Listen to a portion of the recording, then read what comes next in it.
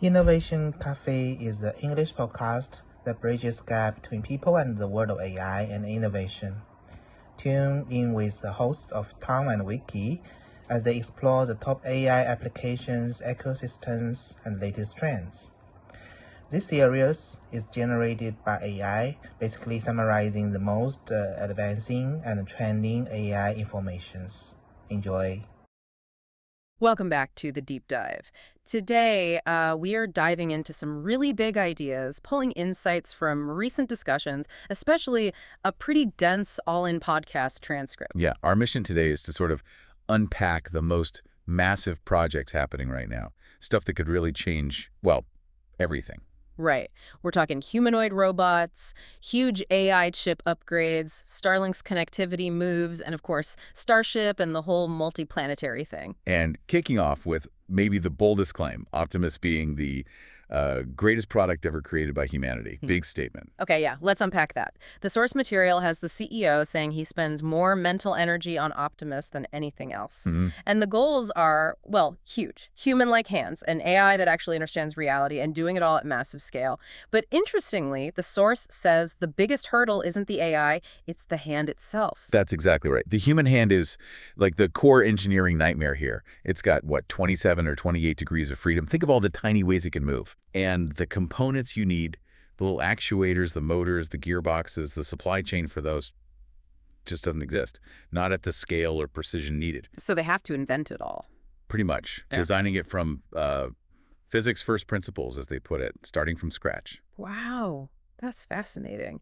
And if they do crack that, the economics seem, well, almost reasonable. The estimate is like $20,000 to $25,000 per robot. Yeah, that's the target marginal cost once they hit, maybe 1 million units a year, which is key. And the humanoid shape makes sense too, right? Because we built the world for us. Exactly. Doors, tools, cars, everything's designed for human hands and bodies.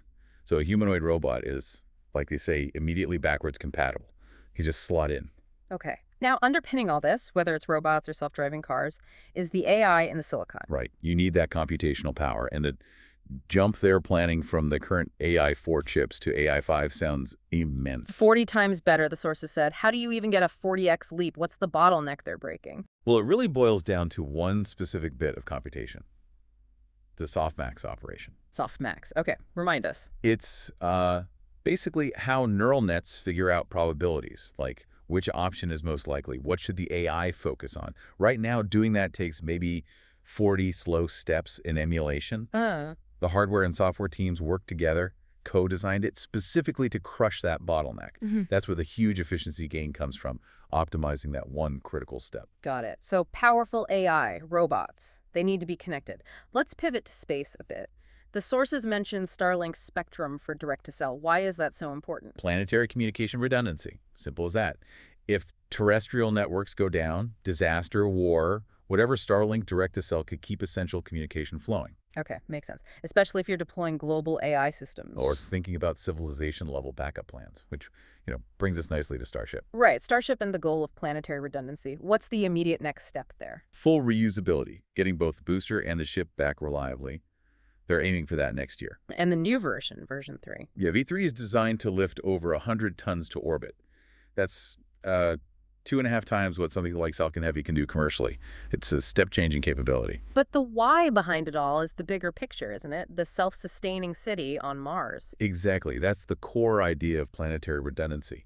If something truly catastrophic happens on Earth, think big asteroid, global war, engineered plague, having a self-sufficient outpost on Mars massively increases the odds that consciousness, that humanity, survives. And the timeline for that city. Look, it depends on launching a lot of mass. If they can exponentially increase tonnage to Mars every 2 years during those transfer windows, then maybe, just maybe, a self-sustaining city is feasible in, say, 25 to 30 years. It's ambitious. Hugely ambitious. And all these projects, they seem tied into this broader idea mentioned in the sources, a kind of antidote to pessimism. Yeah, it's interesting. The people driving these projects often talk about, perceived lack of optimism in the West, maybe low birth rates or a symptom, the sort of inward turn. A suicide of the West, one source called it. Strong words. Very strong.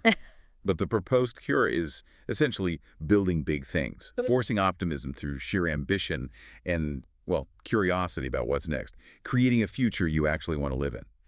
So if making humanity multiplanetary is framed as this grand act of optimism, it leaves us with a pretty big question, doesn't it? What's the next amazing sense of wonder we need to find or create to keep that expansion of consciousness going? Something for you to think about this week.